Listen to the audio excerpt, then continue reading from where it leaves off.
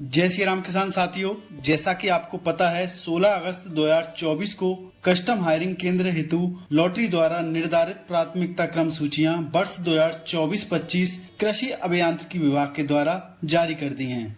10 लाख रुपए तक के अनुदान से कस्टम हायरिंग केंद्र खोलने के लिए उज्जैन जिले की सभी विकासखंड जैसे तराना, खाचरौद, बड़नगर, महतपुर, उज्जैन और घटिया जैसे जिन किसानों की विभाग ने प्राथमिकता निर्धारित की है, आप उन सभी किसानों के नाम इस वीडियो में देख पाएंगे। साथ ही आगे इन किसानों को आगे क्या करना है जिससे कि इनको सब्सिडी मिल सके, योजना का लाभ मिल सके, ये भी हम आपको बताएंगे। साथ में आपको एक विशेष बात भी बताएंगे जिसमें उज्जैन जिले के कस्टम हायरिंग केंद्र के लक्ष्य खाली रह गए हैं, अर्थात उस श्रेणी वर्ग में उज्जैन से कोई भी लक्ष्य के खिलाफ आवेदन नहीं होने के कारण वह लक्ष्य खाली रह गया है। तो चलिए शुरुआत करते हैं। सबसे पहले हम आपको उज्जैन जिले के समस्त श्रेणी के किसानों का नाम बताएंगे जिनका चयन हुआ है। सबसे पहले हम आपको अनुसूचित जाति वर्ग से किसानों के नाम बताएंगे जिनका इस योजना के तहत प्राथमिकता सूची में चयन हुआ है। तो एससी कैटेगरी में पहला नाम है विक्रम धारिया पिता बाबूलाल धारिया। इसके अलावा दूसरा नाम है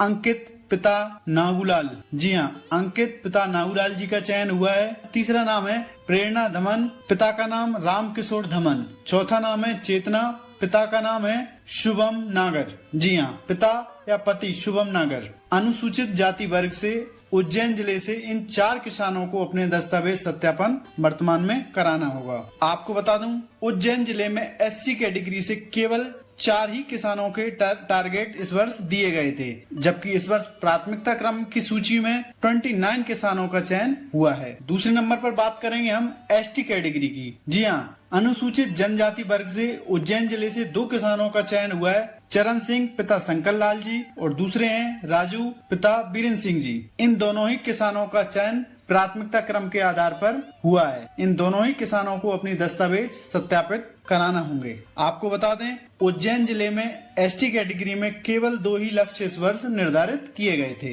बात करें अगर हम सामान्य वर्ग की, तो इस वर्ष सामान्य वर्ग के उज्जैन जिले के लिए केवल 11 लक्ष्य निर्धारित किए गए थे, जिनके खिलाफ इस वर्ष 178 किसानों को प्राथमिकता क्रम में चयनित किया गया है, जिसमें से प्रथम 11 किसानों को अपने दस्तावेज सत्यापन कराना होगा। तो इन 11 किसानों में पहला नाम है पंकज पाटीदार, पिता सुखराम पाटीदार जी। दूसरा नाम है अरुण अंजना केरॉप सनॉप भरतलाल जी। तीसरा नाम गणेश शनॉप उदयलाल जी। चौथा नाम है सुलोचना जाट वाइफ ऑफ सेवाराम जाट जी। 5वां नाम है रोहित अंजना सनॉप कमल सिंह अंजना जी। और 6वां नाम है शुभम शनॉप अंतर सिंह जी। और 7वां नाम है राकेश शर्मा पिता देवी प्रसाद शर्मा जी।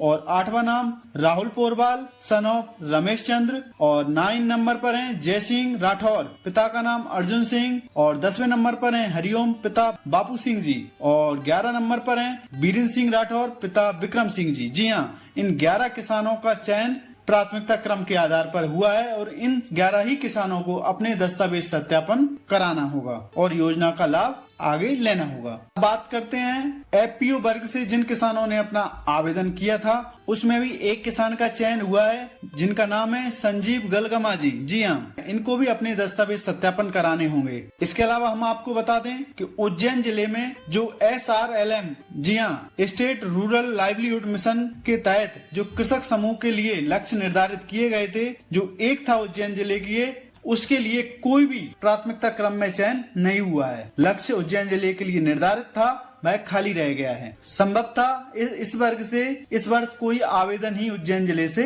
नहीं किया गया है। तो इस प्रकार हम कह सकते हैं कि जिले में इस वर्ष 18 किसानों को इंदौर जाकर अपने दस्तावेजों का सत्यापन कराना होगा और शेष 197 कृषकों को अपनी बारी आने का इंतजार करना होगा। आपको बता दें, 21 अगस्त 2024 को इन सभी किसानों को अपने दस्तावेज अभिलेखों का सत्यापन इंदौर में जाकर कराना होगा। इंदौर में संभागीय कृषि यंत्री कार्यालय, कौशल विकास केंद्र, कृषि अभियांत्रिकी, रिंग रोड, हंस ट्रेवल्स के पास, पिपलिया हाना मूसा खेड़ी इंदौर के पास इनको अपने दस्तावेज सत्यापन कराना होगा।